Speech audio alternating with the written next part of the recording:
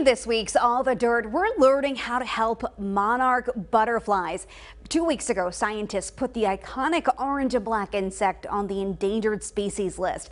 But you can help save them and raise them right in your own backyard. Welcome back to another segment of All the Dirt. Today I am with Megan Vaughn, and she's given us all the dirt on monarch butterflies. Welcome, Megan. Thanks for having me. Well, I just say thank you for having me. We're so excited to be here in your garden. So we're going to talk about monarch butterflies. Let's first explain to folks who may not be familiar the importance of monarch butterflies. And I know there's a mission right now to help save them. They're in the pollinator family. They're really important. They're just like, bees and other butterflies. And what makes them special is they only lay their eggs on one plant, and their caterpillars only eat one plant. And they have so many predators, and they're just up against so many odds. So it's really important to, kind of know what they need and be able to provide that for them. So you've started that here in your garden. You have an entire bed, 2 beds in fact, dedicated just to milkweed.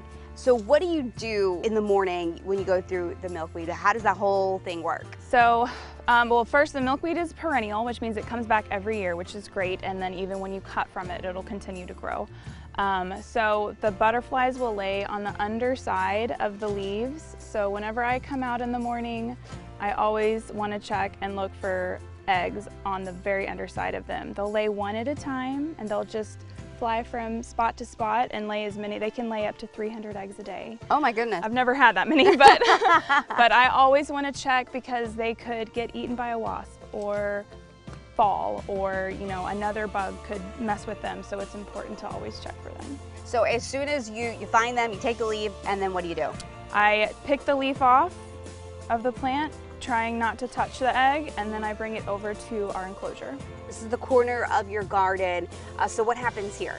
So my husband and I built this so that I could keep them safe. I want them outside so that they are still in their natural habitat, but keeping them safe and interacting with them as less as possible. I don't want to touch them if I don't have to. And I just clip their milkweed and give them milkweed every day. So the ones that are on the milkweed right now, they look to be about in the 5th instar stage. It's their last stage before they crawl up the enclosure and find a place to create their little silk pad that they hang in J from. So we have some that are already in J. So this guy right here is in J. And he looks like he might pupate soon. But up in that corner right there, they have already pupated. They're in their chrysalis, so they'll be in there maybe for another 7 days or so. Their chrysalis will actually turn black, but it's see-through. You'll see their wings, and when it's perfectly clear, you're gonna have a butterfly that day. Megan, that seems really simple. So can anybody do this in their own backyard? Yeah, you just need to research how to take care of a butterfly, and then have milkweed, number 1, and flowers for whenever they're released. And I know you're registered as a way station, but you don't have to do that to this. No, it's just fun. I like my sign.